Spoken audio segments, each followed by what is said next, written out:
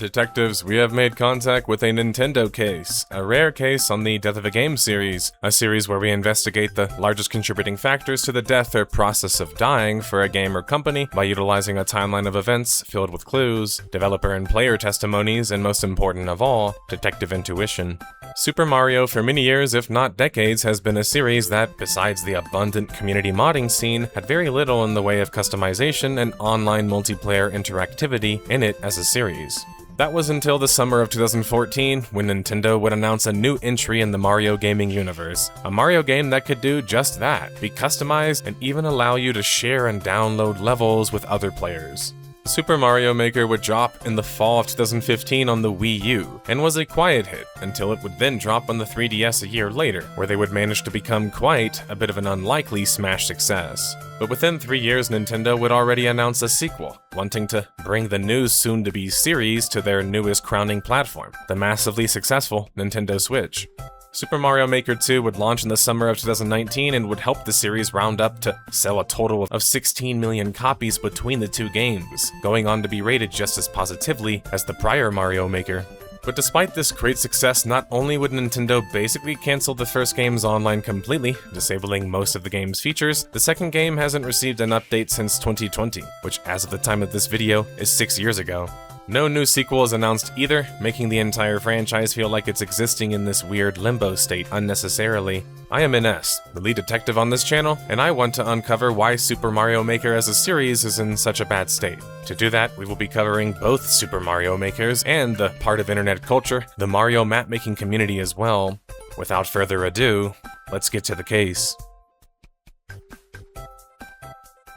The story begins far, far back, 14 years after the first Mario game would drop even, back when the internet was about forums, tucked away in different corners of the world. A favorite time of mine, I might add. In 1999, the ACMLM board was named after the famous hacker and programmer ACMLM, before it quickly evolved from a personal message board into an internet birthplace for custom Mario map-making of all things. Map-making back then involved far more hands-on development and involvement, meaning that you had to basically hack or reverse engineer a game's ROM to make new maps or mod within the game.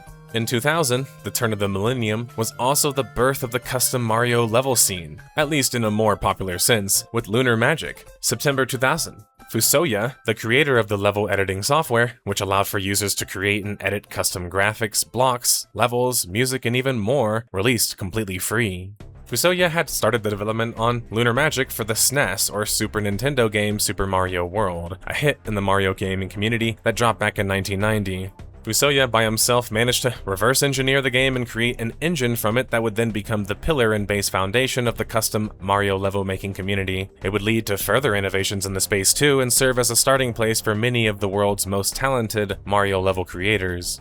Lunar Magic was the weapon of choice of many of those who frequented the ACMLM boards, as they became almost solely dedicated to Mario ROM hacking near the end. As their popularity grew, so did their inability to manage things properly, which would result in some of their prominent community members such as Kieran and Small Hacker splitting off to form a community of their own dubbed SMW Central, which just stands for Super Mario World Central, a repository and information goldmine for those interested in hacking their very own Mario maps, hosting some of the most popular custom Mario map makers and maps, including one of the most famous in the genre being given their very own name and kind of style. The Kaizo Mario series, also known affectionately as Asshole Mario, was a series of ROM hacks that were particularly hard and difficult. I actually found out about these personally through MySpace, and other places like Newgrounds that had browser-enabled games and flash games. These were hilarious because it kills the classic trope that Mario games were just too easy and too boring, and does so in a crazy and entertaining way, with levels that break your brain and imagination in ways that a typical Mario game just can't, and won't, let's be honest. Another series of levels for Super Mario World, a game that was ages old at this point, but still serving as endless content for its community when it came to level designing and creation. Kaizo Mario are kind of internet famous, and you kind of had to just be there to really have experienced it fully, which is probably why we don't really see them thriving nearly as much, though meme games and super hard indie games still do exist in a quiet niche of their own. But one thing is for sure, custom Mario would only continue to grow from this point on, with the rise of the fan-made engine Super Mario Bros. X, which would drop a few years later and introduce in many ways the earliest actual idea template of the first official Nintendo Mario making game. Or shout out to Toad's Tool 64, which was available as far back as 2005 and allowed players to customize the map and object placement in Mario 64, the 3D platformer that started it all. Years would pass and no official Nintendo response to this massive and continuing to grow community, which felt very Nintendo, let's be honest. That would change in the summer of 2014 when Nintendo would announce Mario Maker, which had been rumored at that point for a number of years. The trailer showcased allowed players to manipulate and edit levels using assets found in the original Super Mario Bros. SNES title. You could even swap between Mario titles, such as the newer Super Mario Bros. U. Shout out to IGN for a pretty fire comparison. I know, sometimes you even have to celebrate for a New York sports team winning a championship, but IGN would point out for me, and for the first time, that the visual interface showcased in the trailer for Mario Maker was a bit reminiscent of Mario Paint, which dropped back in 1992 and was a really unique and novel Mario creation game and tool set that featured an actually paintable world. But not just that. Sorry if you hear sirens or a bunch of noises in the background, there's storms going on where I'm at. There was animation, a music composer, and even custom sprite and sound effects. Many of these features would later make their way into Mario Maker, with a much more expanded idea to it, actually being fully playable since Paint was more like a point-and-click adventure and shareable levels. That's not surprising considering, according to Nintendo game designer Takashi Tezuka, who lead designed Super Mario World, would state that originally we wanted to make a Mario Paint game using the Wii U gamepad. That idea was pretty neat, utilizing the touchpad of Wii U to paint and have touchpad interactions. The Wii U, though, was a controversial console that we will have to touch on at some point soon. This would allow players to touch and feel their way through level creation, offering a personal touch literally like no other, especially considering the original Mario Paint was played with a SNES mouse you had to connect to your console. I know, wild. Mario Maker's director, Yosuke Yoshino, was a longtime Nintendo programmer having worked on Pikmin, Mario, and Zelda as a series already prior. Having a director be a programmer previously would help here with the sophisticated and complicated design present in such a game. Along his side would be another longtime supervisor and director at Nintendo, Yoshikazu Yamashita, who directed Wii Sports and worked on Smash, Zelda, and Mario in a major capacity, offering the more veteran leadership. On the more technical side of development and design would be Shikifumi Hino, who was a director on Pikmin and helped design characters in Mario Kart, and, well, the original Super Mario World, a team that would be later repeated for the sequel too. Hey detectives, if you're watching this video and not currently subscribed to the channel, make sure to do that. Also, if you're not a member of the channel or a member of our Patreon, please consider supporting the channel further there. We can't and choose not to rely entirely on ad revenue, as it dictates the kind of content we have to make too much. Because of this, any and all support elsewhere is greatly appreciated, including things like super thanks and super chats. Without this kind of support and the sponsors we take on the channel, we simply wouldn't be able to further create content at our current scale as it stands. So your help is much appreciated, as it's keeping the lights on both in my house and at my operation here, nerdSlayer Studios. But that was a quick ad break. Back to the case, detectives. Within a year, Nintendo would rebrand Mario Maker into Super Mario Maker and claim they were exclusively launching it on the Wii U. The reason this was significant was that the Wii U barely managed to sell under 14 million consoles, which sounds impressive in a vacuum, but the Wii, the supposedly less advanced version, sold 100 million copies, nearly 7 or more times the sales. The Nintendo DS and Sony PSP both managed to greatly outsell it as well, making this a period of time for Nintendo when their biggest games and their most populous audience was remaining on the prior generation console, or choosing to go full handheld instead with the 3DS, another handheld monster success from Nintendo. These sales differences had massive implications and ramifications, and the largest one was that the Wii U just wasn't a very supported console when compared to prior Nintendo consoles. Think of Sony's PlayStation Vita, which I've actually covered on my channel, only managing to last about 5 years before nearly being completely abandoned. This would affect the early launch and reception of Super Mario Maker, as it would have a much smaller player base to sell to, which could hinder how much further Nintendo would support it, as although, for example, Mario Paint seemed like a strange title, it managed to sell quite well, especially for its time. The expectations, though, in 2015 were simply much higher. The Wii U launch would drop September 10th, 2015, and despite the aforementioned barriers, would still manage to be a top-selling game in Japan, their home market, and even cause Wii U's sales themselves to skyrocket, nearly double. Super Mario Maker would score an 88 out of 100 from 85 different critics, managing to impress all sorts of age groups of gamers in the process, whether hobbyists, game developers, or even just kids. IGN, who rated the game an impressive 9 out of 10, called Super Mario Maker a great way to mark Mario's 30th birthday. But it's not concerned with being an overwrought history lesson. Instead, it's a celebration that folds 3 decades of Mario into one accessible, powerful creation suite. There will always be more levels to play thanks to the online creation community and virtually endless pool of challenges to overcome. Super Mario Maker gives us a fun, flexible toolbox to build and play Mario levels like never before. The gameplay loop in Super Mario Maker was simple, but completely changed the core of what playing a Mario game was about, because now the world creation and map making was put into your hands or other players' hands instead. SMM would include Super Mario Bros., Super Mario Bros. 3, Super Mario World, and the newer Super Mario Bros. U, and, well, its physics engine, which dropped back in 2012. That means between the 4 Mario games, you can borrow their assets and visual style when creating levels in that game. The cool part is if you want to switch styles, you can do it seamlessly, as it will automatically convert all graphics and objects to match the game that you're playing. After you're done building and tweaking your own custom level, you can then validate it, aka have it checked for online play, and share it online for others to play, rate, or comment on. The downside of the level sharing in SMM is that you have to have a share ID for your level, which means you can't just search or browse for random levels based on keywords you might want to type in or know. You have to find a specific course ID online or hear it mentioned by a player. The reason for this was simple from Nintendo. They didn't want to have to deal with more content moderation for a game that didn't have a continuing cost, aka a subscription fee or microtransactions. Whether that be people putting slurs in titles or them trying to make sure that people don't put copyright risky copycat names or levels from other games in the title.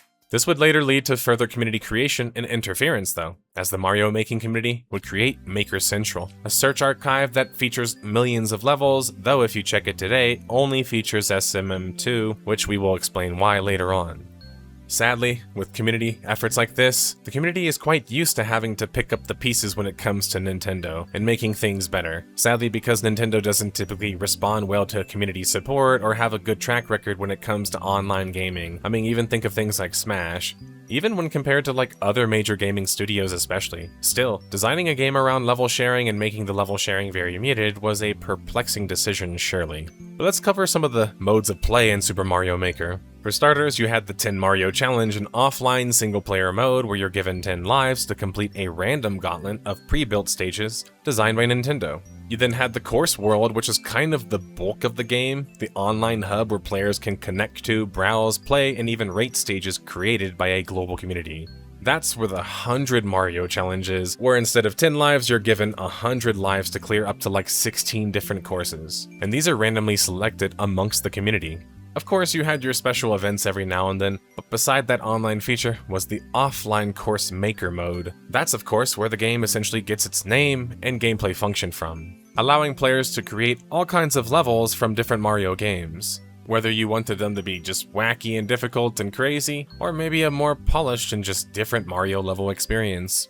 Regardless of the issues that I outlined though, Super Mario Maker would manage to sell an impressive 1.8 million copies, which was more than 10% or so of Wii U's overall consoles sold, showing that if this thing had a proper console, not a console that essentially was a clunky, lesser handheld, it would have sold even greater for sure.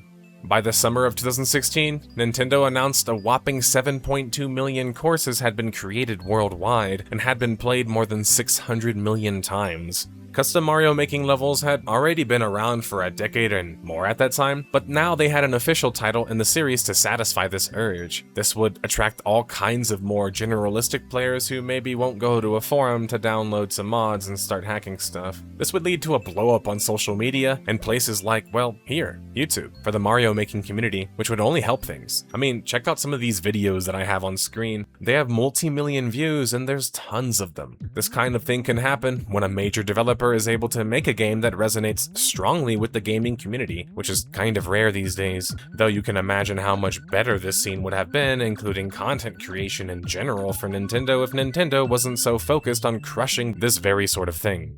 In fact, there's a chance this video will get copyright struck, which is sad because Nintendo shouldn't be spending so much time on cracking down on content policies, especially when people making content for their game is only benefiting them. It's a mutual relationship, But imagine if Nintendo could, and would have harvested this moment in the sun, being a top-viewed game, for example, to further dominate the content creation space. They could have been the #1 console platform there. Instead, now many creators are even just scared to even stream their games or make content about it. An unnecessary awkwardity, which is a word I just made up because it sounded like it would be cool.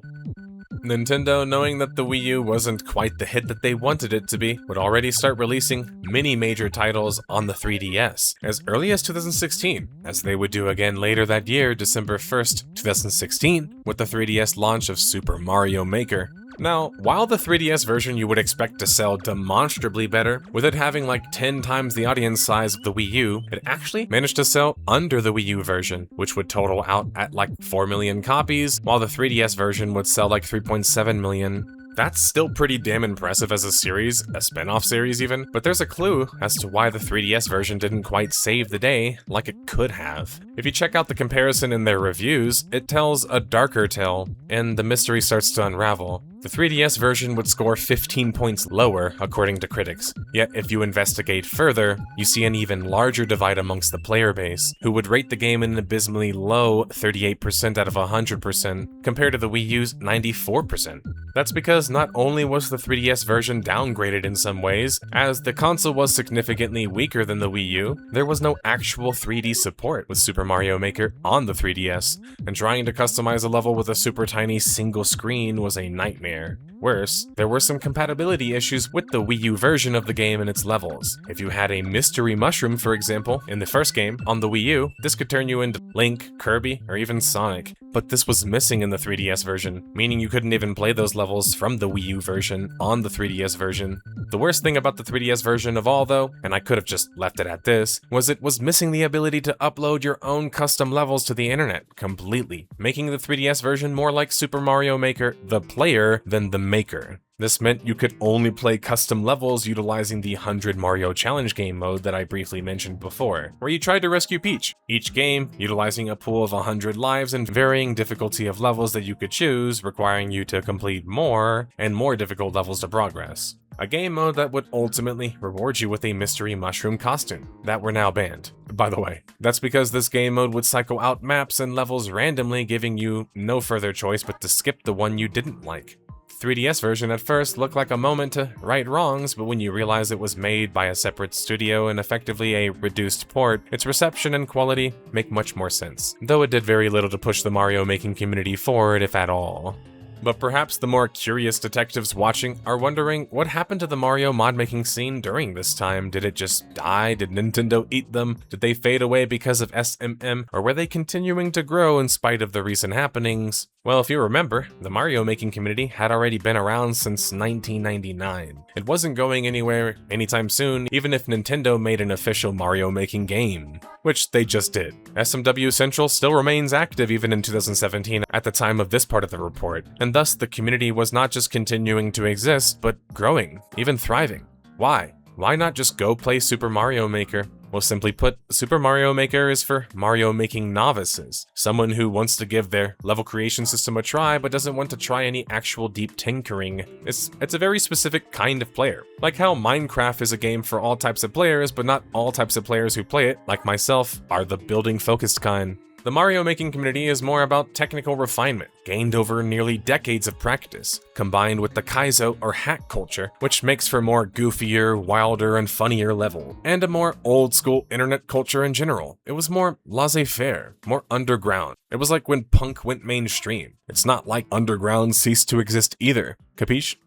With the newest Nintendo console, the Switch, having launched back in March of 2017 and sold so many consoles it was in shortage for a year or more, Nintendo had finally managed to shed the shackles that was their Wii U failure and had a new, shiny forward-generation console. Since the Switch has managed to sell more consoles than the Nintendo DS, which is insane since it's one of the best-selling consoles ever, it's obvious that Nintendo would have plans to port their pretty well-selling Super Mario making game there, which might have only been a few years old at this point. But unless they were planning on porting it there, they were going to have to make a new one, which they would actually announce in February of 2019.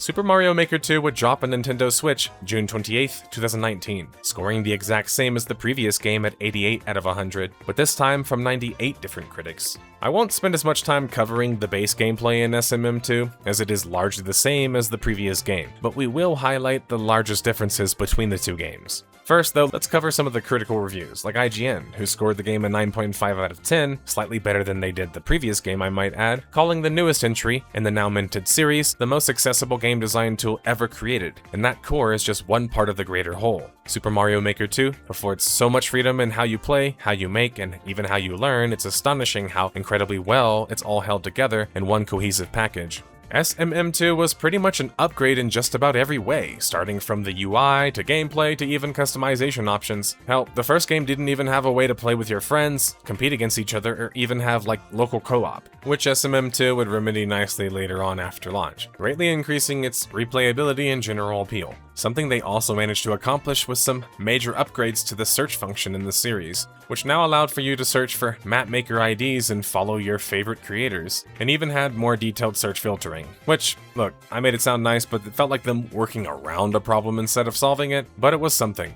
and the upgrades were still impactful, regardless if it wasn't a full search system yet. SMM2 featured a story mode and introduced a 3D Mario game into the series for the first time, Super Mario 3D World. The story mode is a short offering. Sure, not really worth the base price of the game. But that was the thing with Super Mario Maker 2. It was expected that you were going to be playing it online, so expected that even to have access to the online features of the game, which is the majority of the game I might add, and while its sharing capabilities, you needed to pay for the Nintendo Switch Online service, which ran for $20 annually. That might seem like a minor thing, and most Nintendo fans in most communities that I investigated just easily hand-waved it, but that means that your game doesn't cost $60, it costs at least $80, because that means without the service, you can't even download other people's levels, play Endless Challenge, or even search for levels to play. So it feels like if that's the case, the game should be marketed as Super Mario Maker Online rather than just Super Mario Maker, in my opinion. Regardless of my kerfuffling, however, Super Mario Maker 2 would manage to blaze past the first game's initial sales in just 3 days, selling 2.42 million copies.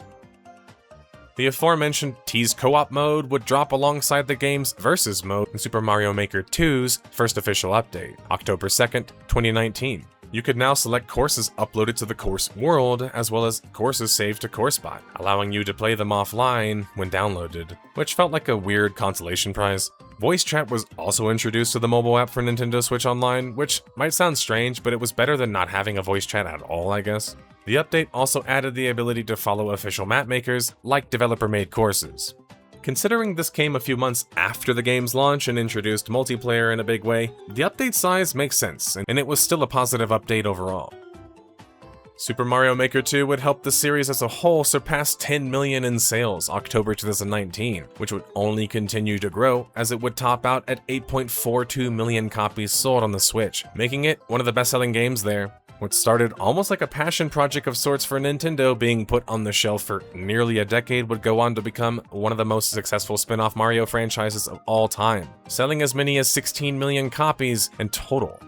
The 2.0 version and second SMM2 update would drop December 5th, 2019, introducing a new speedrun mode, new monsters, dash blocks, and the return of the mystery mushroom, well, kind of. Now they had the Master Sword power-up that allows Mario to turn into Link, which comes with its very own unique moveset and, well, soundtrack. The rest of the updates are not insignificant, but are a slew of smaller course parts and enemy changes not really worth covering past a point anyway. We can't get too bogged into the details, detectives, we have a mystery to solve after all.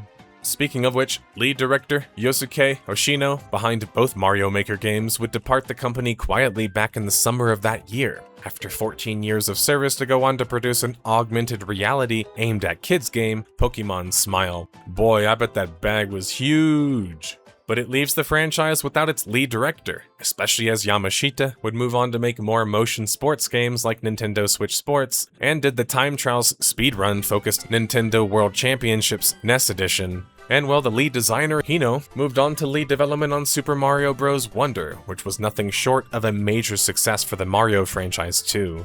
The developers involved in the Mario making franchise had all moved on, and were finding great success, I might add.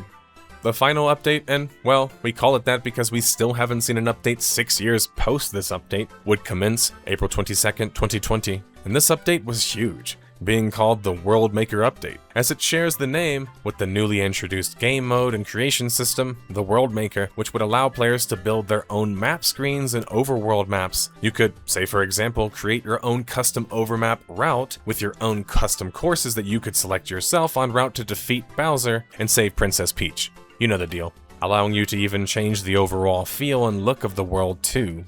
The Super Mario Bros. 2 mushroom allows you to switch Mario versions, which was the first, and the frog suit allowed for you to run or swim across water. And then they had things like the power balloon or flying squirrel Mario suit allowing you to float around too. And many more suits and masks changing the gameplay too. With the addition of new enemies, such as all 7 Koopalings and more, this update really was the biggest update yet to Super Mario Maker 2, and was proof Nintendo could do an online game, if they tried hard enough. Speaking of Nintendo and online games though, as typical with their online games, sadly, for one game to live, another usually has to die. And to be fair, that's not just Nintendo, Japan does that a lot, as often is the case for sequels in general there. That meant that Super Mario Maker, the original game, would have its online functionality cut, announced November 25th, 2020, and set for the following year in the spring, March 31st, 2021. While you could still play your previously downloaded courses, this meant you could no longer go online and access any new ones, effectively hamstringing the game even worse than its sequel, since it had less single-player features in general. Luckily, the Mario making community was probably ready for something like this, as modders would quickly find a way to take the CMU or CMU Wii U emulator and give it online functionality with Super Mario Maker. Though, as some enthusiasts would probably agree, this didn't seem like it would catch on more than modding does in other Mario games, because of how it would require you to essentially have a Wii U type controller to get the benefit from playing that kind of game that's limited because it was built and designed for the Wii U. Comprende?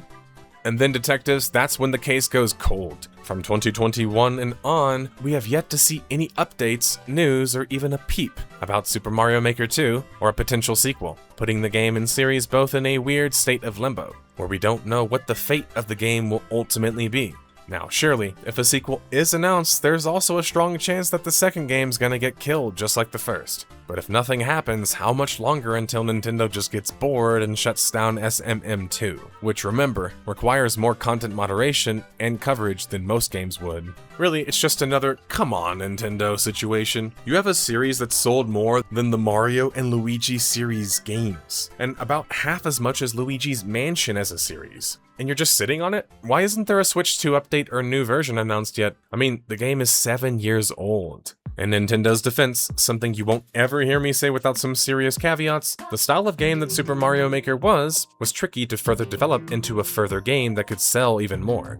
What I mean is that it's a careful balance of a gamified game development game. That's a lot of G's. All my G's move in silence? Or, I guess not. Where it's not too detailed as to discourage or confuse you, especially those younger or inexperienced gamers or designers. And it's not too gamey as to lose the creativity part that makes the game and thus genre special. This teeter-totter effect makes it hard as a genre to design games for, because they can't and won't just give you their actual development tools, especially when that's not what Mario Maker was about anyway. Instead, they have to find a way to make them gamified as to be entertaining to people who aren't actually developers or interested in development specifically.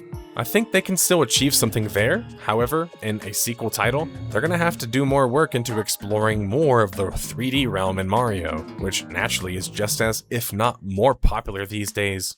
Whether that be the side-scrolling platformer 3D game, like You they already covered, or a 3D one like Super Mario 64, Mario Galaxy, or even Mario Odyssey. These titles are all revolutionary titles that basically invented and popularized the genre. Nintendo is looking to expand Super Mario Maker as a franchise and not just leave it on the shelf. They're going to have to make a serious effort and branch into the realm of 3D Mario 2. But the timeline has come to an end, and we've reached the end of this case. With no new announcements of a sequel or updates to SMM2, the Super Mario Maker series remains in limbo, a maintenance mode, with no new content on the horizon or yet promised. Why is one of the best-selling Switch games and Mario spin-off game series being relegated to such a fate? Well, in case you missed any of the clues along the way, a strong community modding competition and identity, a restricted toolset and set of options, a lack of proper search function and sharing system, Gamified game development, the genre. Lack of 3D innovation or connection. Left on the shelf, Nintendo style. Pretty much all of the lead creators and developers departed the project or company even. I want to make a point to say that I didn't mention the community as if it was like a direct adversary to Super Mario Maker 1 or 2, but more so because it did serve as an honest competitor, or expectation setter, for people knowing what's capable with a Mario making toolset. But that's where I think the roads will always sort of just fork off, and maybe that's just destiny. Nintendo wants players to customize their game by coloring in the lines, still making sure to adhere to their code and expectations. We can see this when SMM1 goes to SMM2 and suddenly you can't stack tunnels anymore. The Mario making community, on the other hand, wants to make all kinds of worlds to their heart and imagination's desire, which is just different, and has a more honest and creative energy about it. These two will likely never fully see eye to eye, especially with how draconic Nintendo is. But I hope both Super Mario Maker as a franchise and the Mario making community both can continue to thrive and find success, as they both find unique and fun ways to keep one of gaming's favorite series fresh and exciting. Thanks for watching, detectives, and let me know in the comments below your favorite custom Mario maps, or why you think the Super Mario Maker series has been relegated to the bench. Until the next case, I return to the world of Star Wars, my beloved.